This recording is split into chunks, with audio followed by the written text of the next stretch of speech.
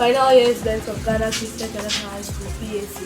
I would encourage you guys to watch our videos, like, comment, share, and most importantly, subscribe to our channel WASSCE History TV. Thank you all. Bye. Hi there. I welcome you once again to our WASSCE History TV. This is a special video or lesson that I'm doing for a particular subscriber who I have forgotten the name, but asked for a note or a lessons on the military regimes in Ghana. That's the political history of Ghana. And so, beginning with this video or lesson, we are going to deal with the political history of Ghana from 1957 up to 1991. Before we look into the first lesson, in these lessons, I have summarized entirely the whole political history of Ghana. That is from 1957 to 1991, where the WASSCE syllabus expects us to learn up to. And so it's a summary of the both civilian and military regimes in the country from 1957 to 1991, so that the student or you can get a holistic information about the political landscape of the country. And so that is why I am doing this video, so that you can know what actually transpired between that. So it's basically a summary of both military and civilian regimes. And then after this video, I'll subsequently be uploading videos on the various issues that transpired during the military coup era. So let's look at the table. It's just a table that I have developed for you. Very simple. Good. So let's begin with the table as we find it there. Let me get my ink. So when you look at this table, you realize that this area is the years. So the years, and then this area becomes the party that ruled in that year, and this is the leader that ruled in that particular year. And here also refers to the republic. First Republic, Second Republic, we will explain all of that. So we are all aware that from 1957 to 1966, Nkrumah ruled as the president of the Republic of Ghana. So Dr. Kwame Nkrumah was the leader of the country at that time. He ruled from 1957 to 1966. In 1957 to 1960, he was a leader of government business, and later, 1960, became the president of the Republic of Ghana. And the party that he came to power with was the CPP party, or the Conventionist People's Party, as we know it. Now, that era is referred to as the First Republic. The First Republic, or the civilian regime. A civilian regime in the sense that they were not ruled by soldiers, but rather the country was ruled by civilian, that is, people who were not soldiers, which then suggests that there was an election in that area. And that is the First Republic. Republic means that there is a constitution in place, which was the 1960 constitution. At that time, there was also parliament in place as well. And so we term that as the First Republic because of the constitution and parliament, which made the country a republic. And we term that regime as a civilian regime because it was ruled by civilians, people who were not part of the army. Good. Now, in 66, Nkrumah was overthrown in 66, okay, in a military coup. And this coup was led by General J.A. Ankara and Kutuka. Afufatu was part, and he was the leader at that time. J.A. Ankara became the leader of the coup that overthrew Nkrumah. Now, they announced 2 days after the coup On 26 February 1966, the National Liberation Council, or J.A. Ankara and Co., announced the National Liberation Council as the ruling party that was going to rule the country. And so from 1966 to 69, when the NLC, or the National Liberation Council, gave out power or allowed election to take place, the constitution was no more in place. Parliament was also banned or dissolved, which then means that the first republic here, the 1960 constitution, was disbanded. And so a military regime took charge. And that was the first time in the history of the country when the military took office as president. And so J. Ankara was the leader at that time, was the president, head of state at that time, and the party was the National Liberation Council. They ruled till 1969. That is almost 3 years later. Then they allowed election to take place. So election took place in 1969, and then the Progress Party came to power, the PP. Okay, and the Progress Party was led by Dr. Abrefa Bushia, who was then the Prime Minister at that time, and also Edward Akufo-Addo, the president, the father of our current president, who was then the president. Now, you would ask why we have a prime minister and a president here. The reason being that after the 1960 constitution was disbanded or abolished by the military regime, the NLC, or the National Liberation Movement, the new constitution that was promulgated or that was drafted made way or paved way or gave way for a prime minister as well as a president. So the constitution demanded, there was a change. The constitution demanded for a prime minister and a president. That's how come we have them over here.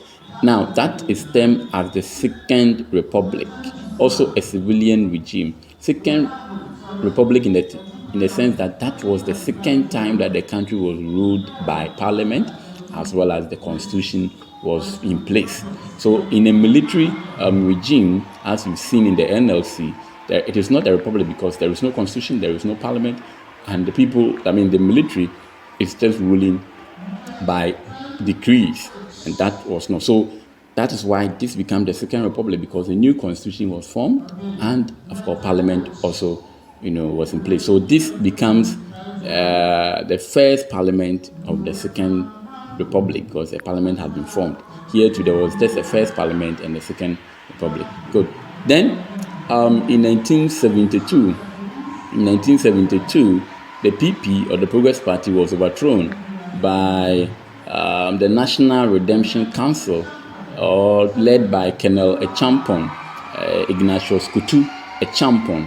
He overthrew the Bushia administration, and we will look at the reasons why there was this coup here and there in our subsequent videos. And so when Echampon overthrew the PP, it means that Echampon would disband the constitution, and parliament will also be dissolved, because Echampon was a military regime, was a military, and so he will rule by decree instead of allowing the constitution to take its course. And so the constitution was also abolished in 1972, and from 1972 to 1978, as we have seen here, the National Redemption Council ruled the country by decree, led by Colonel Ignatius Kutu Echampon. Now, there was some misunderstanding, some corrupt allegations against the NRC, the National Redemption Council. And so what happened was that they decided to change their name, or to do a reshuffle,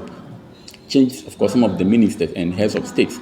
And so they did that, and then they rebranded themselves, and then they now came to be known as the Supreme Military Council, or the SMC1. So the SMC1 was just a rebranded form of the National Redemption Council, led by Colonel Echampon. Now, still, even after the rebranding to SMC1, there was still some, corrupt practices, corrupt military officers. And so from July 5th, 1978 to July 4th, 1979, there was a palace coup that overthrew a champion of a government among the same military, ranks. And so a champion was overthrown, and General Ekufu then became the head of state. And so he also rebranded the SMC-1 to be known as the SMC-2. And that was also a military regime. That was also a military government. So in all these, we saw that there was some sort of tag, some corrupt tag against the military. And so what happened was that on June 4th, the popular June 4th uprising in 1979, the Armed Forces Revolutionary Council, led by Flight Jerry John Rawlings, also led a coup against the senior officers. These officers who were in the Supreme Military Council were senior military officers. Rawlings at that time was at the junior rank, so he was a junior in the army. But he saw that the SMC-1, SMC-2, had disgraced the army because he felt the army was a disciplined institution, and therefore what was happening in the SMC-2 was not the right way to go. So he decided to also overtake or overthrow the SMC-2, and he called his overthrow as a house cleaning exercise. And so he ruled as a military officer or as a military regime. But you see, because he, at this time, Rawlings did not think of coming to stay in office. And so what he did was that he gave power in 1979 when he had finished with the house cleaning exercise that he was doing. And so that is that. And so quite just about few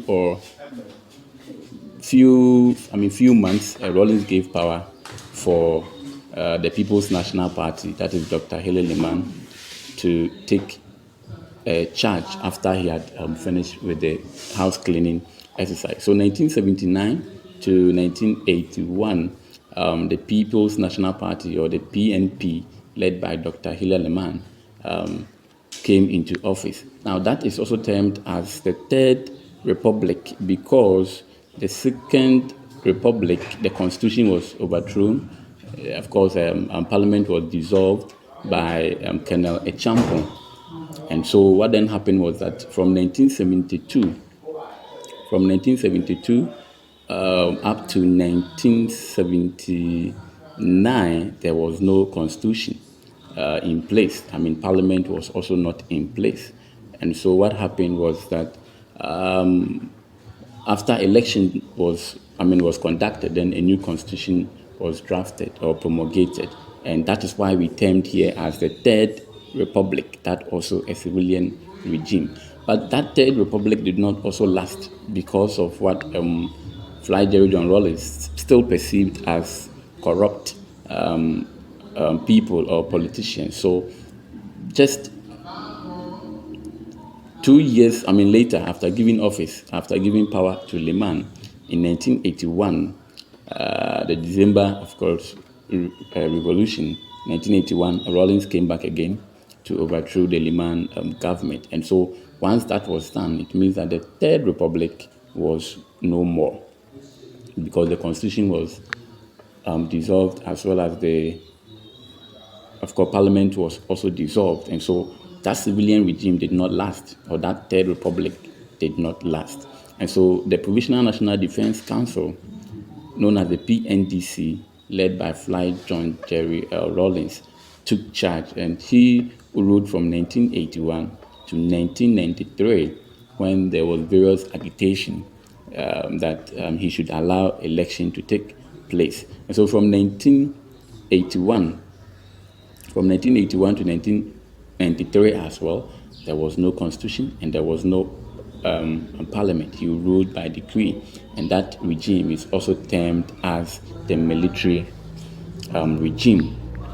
And so 1992 thereabouts, agitations, here and there, and then Rawlings decided to allow election to take place. And now he changed from being a military to a civilian, whereby he formed the National Democratic Party, now known as the NDC, to contest, and he contested and won on 2 occasions.